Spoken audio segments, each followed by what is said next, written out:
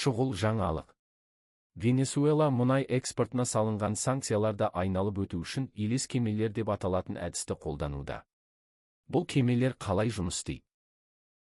Венесуэла әлемдегі ең ірі мұнай қорларының біріне ие. Алайда ақш пен халықаралық санкциялар елдің мұнай сатудан түсетін табысын шектеп отыр. Елес кемелер деп навигациялық бақылау жүйелерін өшіріп, атауы мен туын өзгертіп, жасырын жүзетін мұнай танкерлері аталады.